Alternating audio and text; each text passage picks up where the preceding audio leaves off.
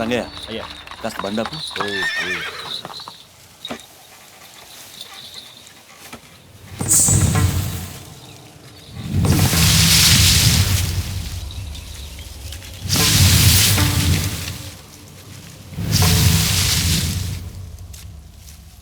ఇంత అద్భుతమైన చిత్రపటం చిత్తు కాగితంలా ఇలా రోడ్డు మీద పడుందే, ఇక్కడికి ఎలా వచ్చింది?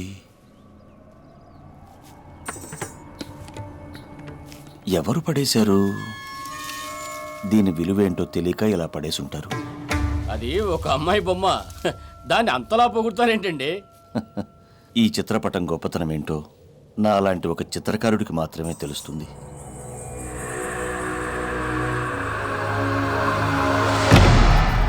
ఏంటి, ఇదంతా విలువైన చిత్రపటమా?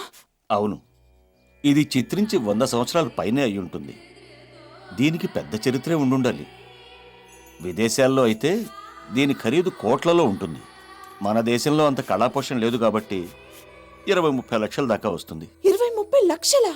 ఉమ్, ఏవండి, ఇది 100 సంవత్సరాల క్రితం అంటున్నారు కదా.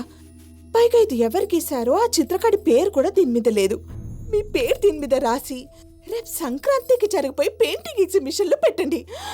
అంత డబ్బు మనకొస్తే మన పేదరికం పోవడానికి ఆ భగవంతుడు ఇచ్చిన వరం అనుకుందాం. తప్పు లక్ష్మి, మనది కాని దాన్ని మనదని చెప్పుకోవడం మహాపాపం. మిమ్మల్ని పెళ్లి చేసుకోవడమే నేను చేసుకున్న మహాపాపం. మీరు గీసే ప్రాణం లేని ఆ బొమ్మ దానికి కావాల్సిన బట్టలు వేసుకుంటుంది, నగలు వేసుకుంటుంది. మీతో కలిసి కాపురం చేస్తున్న నాకు మాత్రం ఇంత బొట్టు బిల్ల కొనుక్కోడానికి కూడా గతి లేదు. మరొక చిత్రకారుడు శ్రమను దోచుకోవడం ఆత్మహత్యతో సమానం. ఈ బొమ్మ నమ్మి డబ్బు సంపాదించడం అవమానం అని మీరు భావిస్తే మీరు ఆత్మహత్య చేసుకోవడమే మంచిది.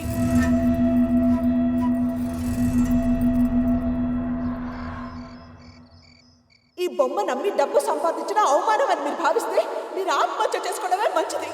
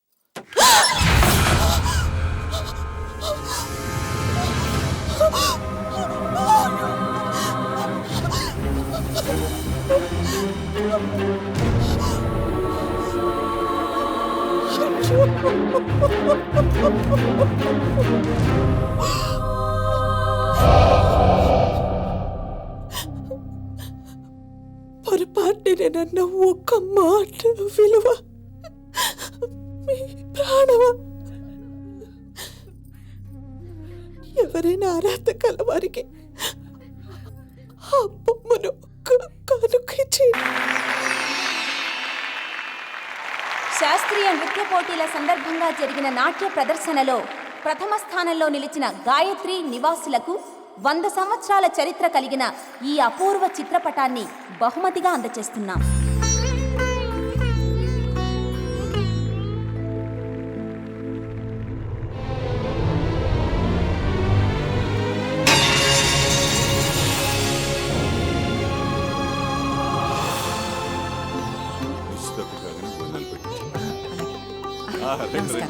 ఇదిగోనయ్యా 800.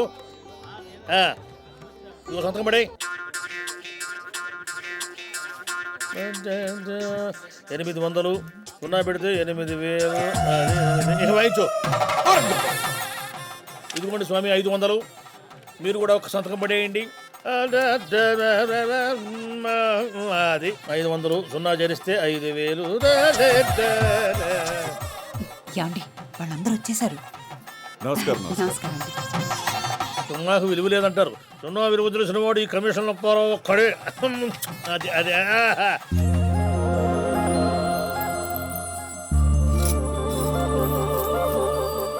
నాన్న, 40,000 బతుక ఎక్కడ పెట్టావో చెప్తే చాలు కదే ఫిగర్ బయటికి చెప్తావే మీ మామయ్య వింటే పో.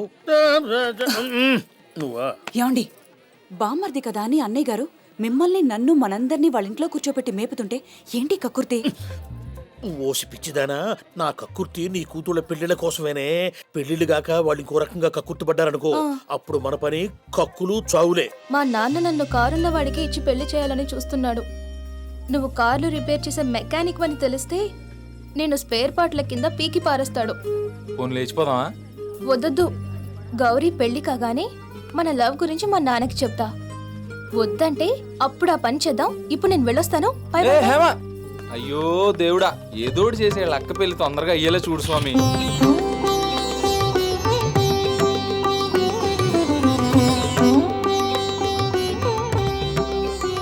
ఎక్కడ మన చెల్లెలు? పెళ్లి వాళ్ళంతా వచ్చేసారు, ఇంకా ఎంతసేపు? తన కాలేజ్ ఫ్రెండ్స్ వచ్చారు కదమ్మా, వాళ్ళందరూ కలిసి దాన్ని రెడీ చేస్తున్నారు, అందుకే లేట్. పెళ్లి కొడుకు ఈ గెటప్లో చూస్తే ముందు శోభనం తర్వాత పెళ్ళంటాడేమోని. చూడు గీత, నీ చెల్లెలు ఫ్రెండ్స్ అంతా సిటీ నుంచి వచ్చారు కదా, ఎవరిని అవుట్ హౌస్కి వెళ్లకుండా చూసుకో.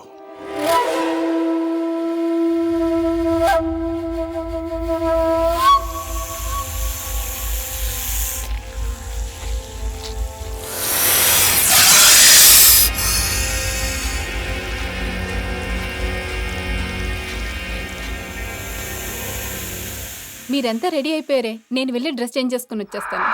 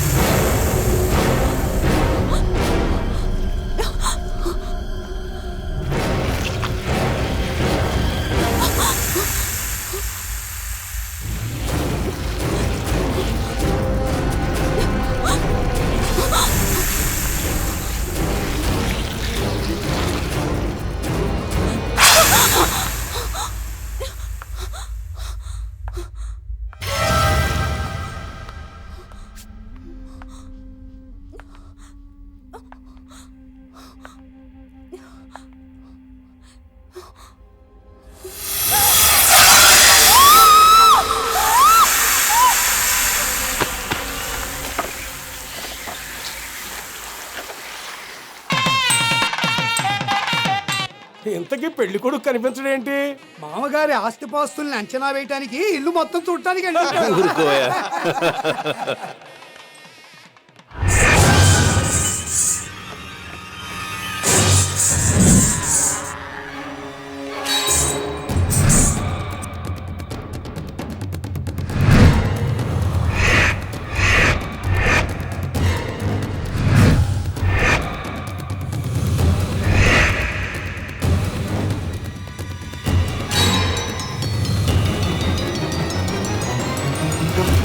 ముహూర్తం టైం అయిందట, గౌరీని తీసుకురండి.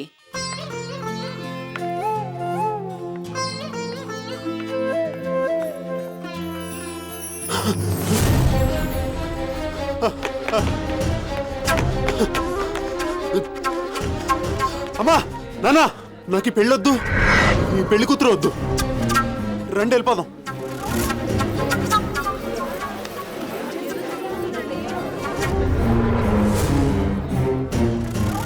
వినోద్, వినోద్, వినోద్ ఆగరా. వినోద్, పెళ్లి చూపులకు వచ్చి ఇలా వెళ్ళడం మర్యాద కాదురా. నానా, ముందు కారెక్కండి, అన్ని ఇంటికి వెళ్ళగా చెప్తాను.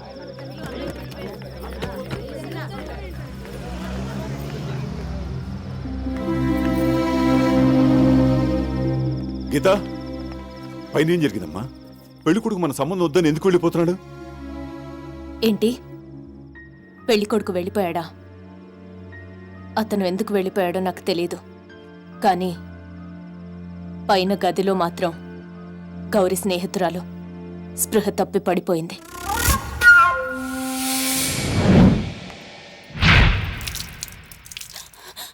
ఏంటమ్మా కళ్ళు తిరిగి పడిపోయావా? ఏంటి పావా? పెద్ద పాము 30 అడుగుల పొడవుంది. పడగ విప్పి నన్ను చూసి బుసగొట్టింది. ఏమండి, ఏమిటండి ఇది? అంత పెద్ద పావుని చూశానని చెప్తుంది. 3 సంవత్సరాల కిందట మన పెరట్లో 30 అడుగుల పాము కుబుసం చూశాను చెప్పాను, గుర్తుందా? అప్పుడు మీరెవరూ నమ్మలేదు. ఇప్పుడు ఆ అమ్మాయి చెప్పిన దాన్ని బట్టి ఖచ్చితంగా ఆ పాము ఇక్కడే ఎక్కడో ఉంటుండాలి.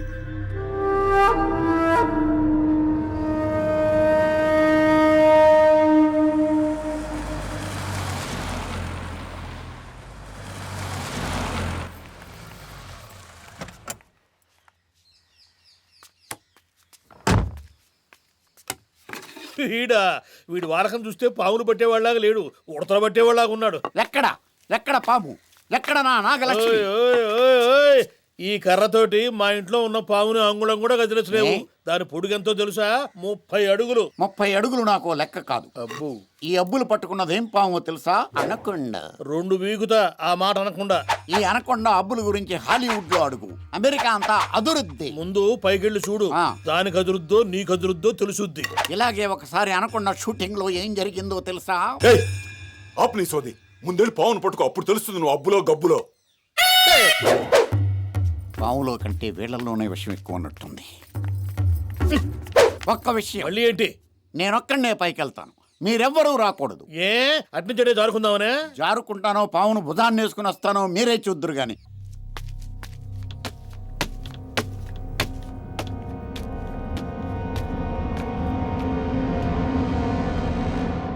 రాజా, ఎక్కడున్నావు రాజా? భగవంతుడా, ఎలాగైనా పాము దొరికేటట్టు చూడు.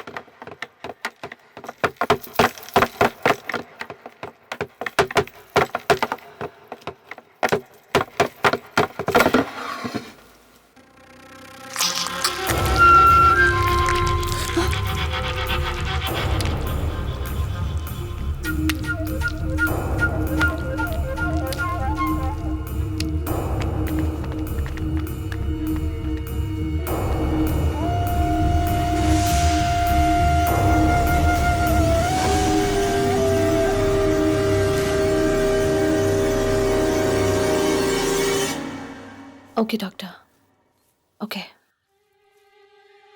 ఆ పావులతను పావు ఖర్చు చనిపోలేదట. పోస్ట్మార్టం రిపోర్ట్ ప్రకారం అతని బాడీలో అసలు విషయమే లేదట. పాపం, మన ఇంటికి వచ్చిన పాములోడికి ఇలాంటి అఘాయిత్యం జరిగింది. అయ్యగారు, ఇలాంటి వెతికామండి, పాము ఎక్కడ కనబడలేదండి. సరే, మీరు వెళ్ళండి. ఏమండి, హాస్పిటల్ వాళ్ళేమో విషయం లేదంటారు, వీళ్ళేమో ఇంట్లో అసలు పావే లేదంటున్నారు. ఏమిటండి ఇదంతా? పెద్దమ్మాయి ఏమో అలా అయిపోయింది, గీత అసలు పెళ్ళే చేసుకోనంటుంది. గౌరీ నిశ్చితార్థం ఇప్పటికే 2 సార్లు ఆగిపోయింది. శుభకార్యం జరగాల్సిన ఇంట్లో అర్ధాంతరంగా పావులుడు చనిపోయాడు. నాకు దోషం ఏదైనా ఉందేమో, ఎవరైనా సిద్ధాంతిని కలుద్దామండి.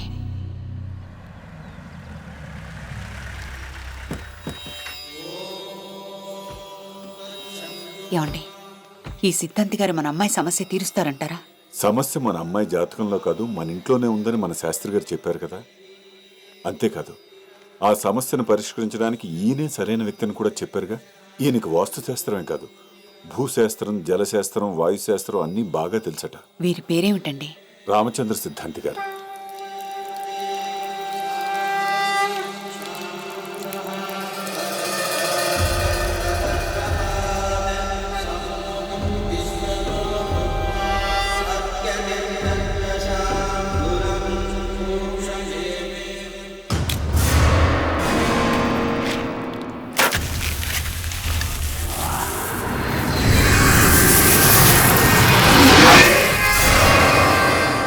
ఎవరో వచ్చారు, వాళ్ళని లోపలికి తీసుకురండి.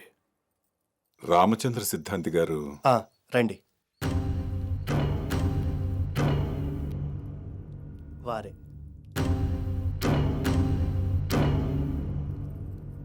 సమస్యతో వచ్చారు, సమస్య ఉన్న చోటు నుండి వచ్చారు. నేను మీ ఇంటికి వస్తాను.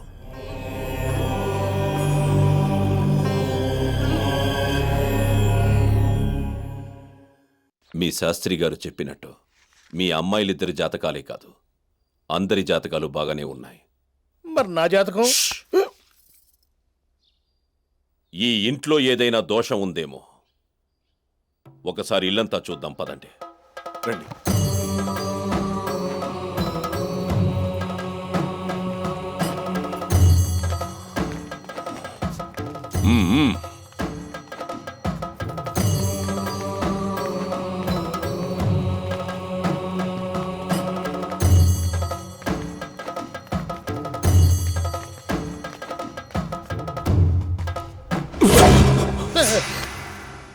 ఈ గది తలుపులు తెరవండి. చంద్రముఖి చంద్రముఖి 5 ఏళ్ల క్రితం గంగ ఇంట్లో చూసిన ఈ చిత్రపటం ఇక్కడికెలా వచ్చింది? ఎవరి అమ్మాయి? నా రెండో కూతురు గీత. ఈ చిత్రపటం ఉన్న గదిలో నువ్వేం చేస్తున్నావు? తను పెయింటర్ సిద్ధాంతి గారు. ఆ చిత్రపటాన్ని అలాగే వేయాలని తన జీవితాశయం. వద్దు వద్దు, ఈ రోజుతో నీ సంకల్పానికి స్వస్తి చెప్పు. శంకర్రావు గారు, ఈ గది తలుపులు మూసివేయండి. పెయింటింగ్ పూర్తి చేయడం నా లైఫ్ అంబిషన్. మీరు మూసినా నేను గది తలుపులు తెరిచి ఈ పెయింటింగ్ పూర్తి చేస్తాను. తలుపు తీసి నువ్వు చిత్రపటం పూర్తి చెయ్యాలని ప్రయత్నిస్తే నా మంత్రశక్తితో నీ 2 చేతులు బంధిస్తాను. అసలు ఈ చిత్రపటం ఈ ఇంట్లోకి ఎలా వచ్చింది? మా పెద్దమ్మాయి గాయత్రి, ఆమె భర్త ఓ డాన్స్ కాంపిటీషన్లో ప్రథమ బహుమతిగా దీన్ని పొందారు. ఎప్పుడు? 5 ఏళ్ల కిందట. 5 ఏళ్ల క్రితం ఆ ఇంట్లో సమస్య తీరిపోయింది అనుకుంటే, ఈ చిత్రపటం ఈ ఇంట్లోకి రాగానే మళ్ళీ ఇక్కడ మొదలైందన్నమాట. ఇప్పుడు మీ అల్లుడు కూతురు ఎక్కడున్నారు? ఆ చిత్రపటం చేతికొచ్చిన రోజునే వాళ్ళిద్దరూ ఒక యాక్సిడెంట్లో చనిపోయారు. ఈ చిత్రపటం చేతికి రాగానే వాళ్ళిద్దరూ చనిపోయారంటే దానికి కారణం ఈమె, ఈ చంద్రముఖే. సిద్ధాంతి గారు, మీరేం చెప్తున్నారో మాకు అర్థం కావట్లేదు. ఇంతకీ ఆ చంద్రముఖి ఎవరు? ఆవిడ వల్ల మా ఇంట్లో ఎందుకు సమస్యలు వస్తాయి? ఇది ఎవరింట్లో ఉంటుందో ఆ ఇంట్లో ఓ ఆడపిల్ల సమస్యకు గురవుతుంది.